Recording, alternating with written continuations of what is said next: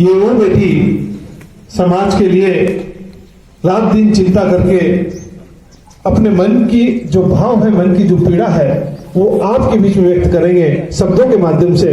मैं उन्हें आमंत्रित कर रहा हूं सुश्री तप्ती तोमर, जो आप खातेगांव से बता रही हैं, सुश्री तप्ती तोमर।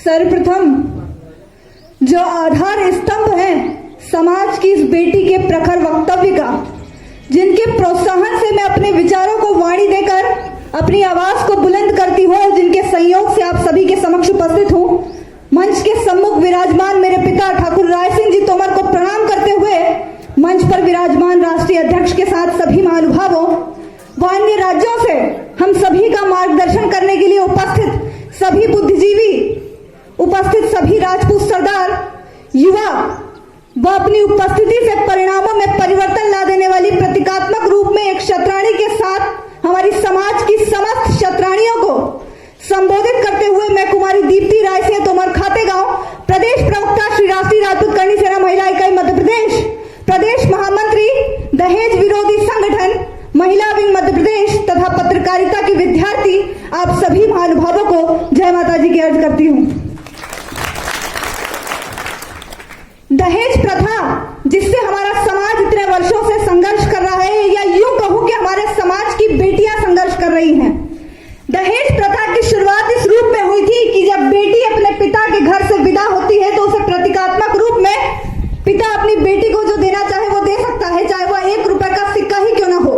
लेकिन समय के साथ साथ इस दहेज प्रथा ने लालच का रूप ले लिया। दहेज प्रथा की जड़ें हमारे समाज में इतनी फैल चुकी है कि कोई भी इससे अछूता नहीं रहा है।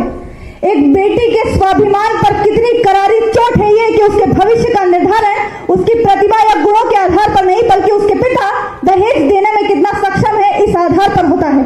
आवश्यकता है कि इस प्रथा को हम खत्म कर दें। क्या आज आवश्यकता नहीं कि दहेज प्रथा को जड़ से समाप्त करने के लिए हम सभी एकजुट हो जाएं? क्या आज आवश्यकता नहीं कि हमारे समाज का युवा हमारे समाज को नई व सही दिशा दे?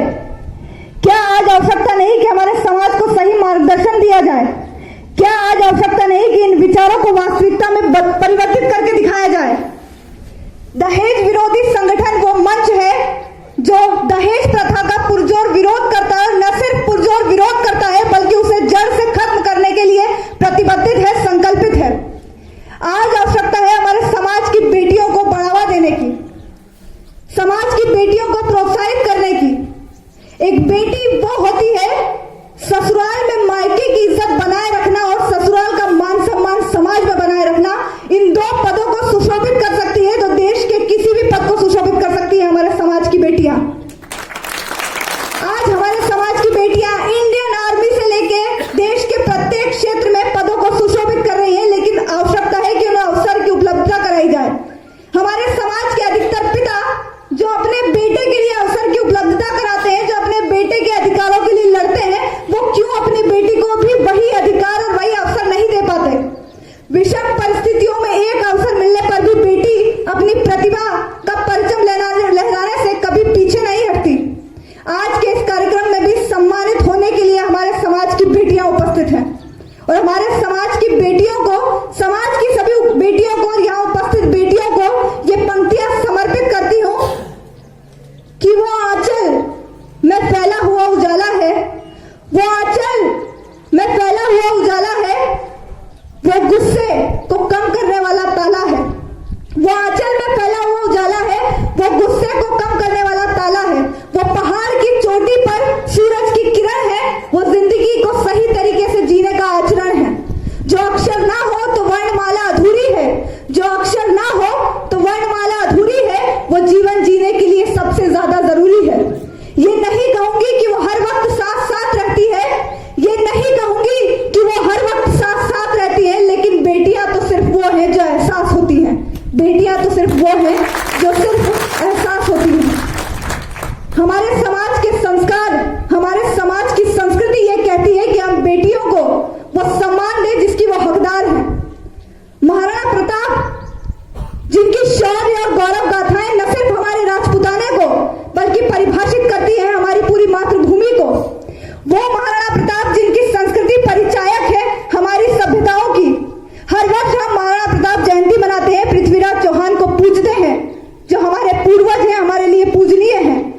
जयंती पर नारे लगाना, उन्हें पूजना और उनके विचारों को अपने जीवन में आदर्श बना लेना, ये बहुत बड़ा अंतर है और इस अंतर को हम काट नहीं पा रहे हैं। इसलिए हमारे समाज में ऐसी प्रथाएं अभी भी चल रही हैं। आवश्यकता है कि उनके विचार, उनके सोच, उनके आदर्श जो थे उन्हें वास्तविकता के धरातल पर भी उतारा जाए और उन्हें वास्तविक जीवन में हम सभी के द्वारा अपनाया जाए। चित्तौड़ जो धरा है, शौर्य की परिचायक है। क्षत्राणियां जिन्होंने अपने आत्मसम्मान की रक्षा के लिए जौहर में कूदना स्वीकार किया। क्षत्राणी वो है जिसने युद्ध पर जाते अपने पति के समक्ष अपना मस्तक तक काट कर रख दिया था, लेकिन मन आहत हो जाता है ये सुनकर कि उसी क्षत्राणी को हमारे समाज में दहेज के लिए प्रताड़ित किया जाता है। क्या आज आवश्यकता नहीं कि इसे खत्म किया जाए? एकजुटता के साथ मिलकर हम सभी इसका विरोध करें। ऐसी दहेज प्रथाओं के चलते पिता के लिए बेटी बोझ हो जाती है। जब घर में एक बेटी का जन्म होता है तो लक्ष्मी का आगमन होता है, लेकिन लक्ष्मी के आगमन से ही पिता उसके शादी के लिए धन की चिंता करने लगते हैं। ये आवरण हमने बनाया है, हम सब ने मिलकर बनाया है। कुछ ने दहेज की मांग कर कर और कुछ ने उस दहेज की मांग को पूरा कर कर। ये आवरण हमने बनाया है, तो आवश्यकता है कि हम सभी इसमें बदलाव लेकर आए। हम राजपूत को समझे कि राजपूत होना क्या है और राजपूताना कितने गौरव की बात है। राजपूत वो है जो विषम परिस्थितियों का रुख अपने शौर्य और साहस से मोड़ देता है।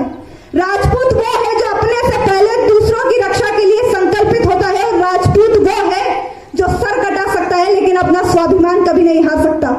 और दहेज की मांग करना अपने स्वाभिमान की, अपने आत्मसम्मान की हत्या है। आवश्यकता है कि हम राजपूताने की इस परिभाषा को समझें और इसे मूर्त रूप देने का प्रयास करें। एक समस्या जो इतने वर्षों से हम सभी के समक्ष बनी हुई है, उसका समाधान हम एक साथ मिलकर नहीं निकाल पा रहे हैं।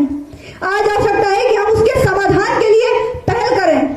बेटियों को बढ़ावा दें, बेटियों को शिक्षित करें, उन्हें आत्मनिर्भर बनाएं, जिससे वो स्वयं इस दहेज जैसी कुप्रथा का विरोध कर सके।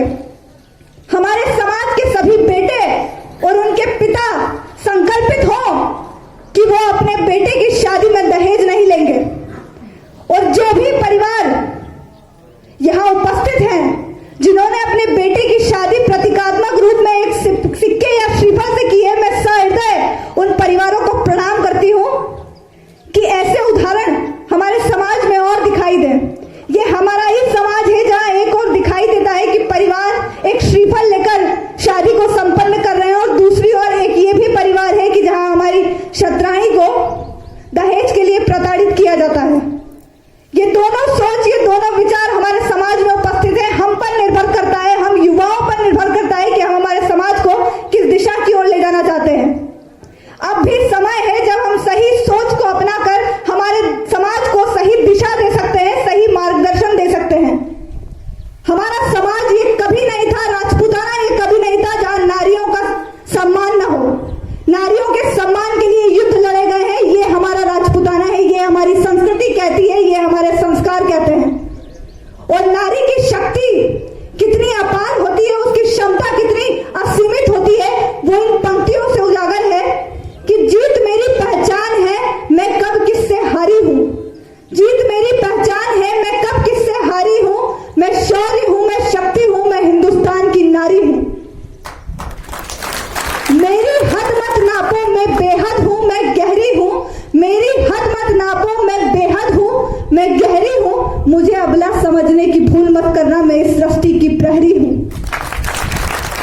ये हमारे देश की नारी है, हिंदुस्तान की नारी है। और इस दहेज जैसी कुप्रथा के कारण राजपूत समाज के द्वारा नारियों का अपमान हो रहा है और ये आवश्यकता है कि इसमें बदलाव किया जाए।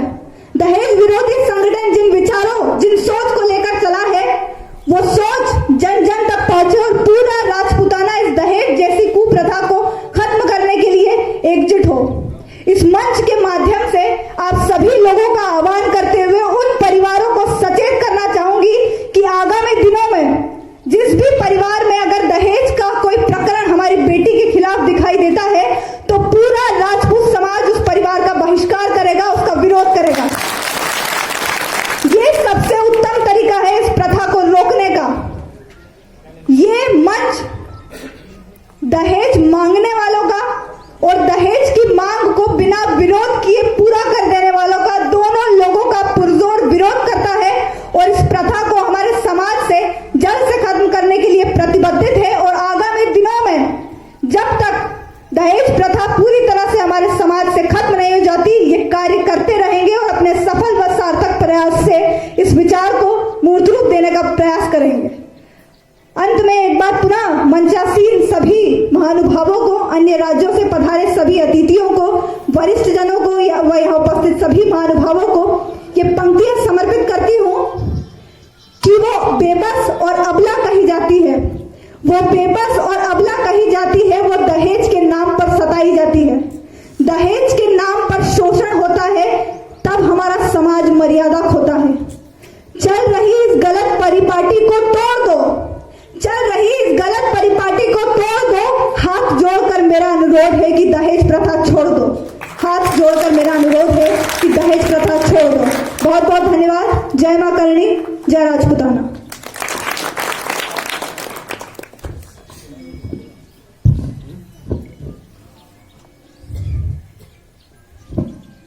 समाज की होनहार बेटी के लिए जोरदार तालियां।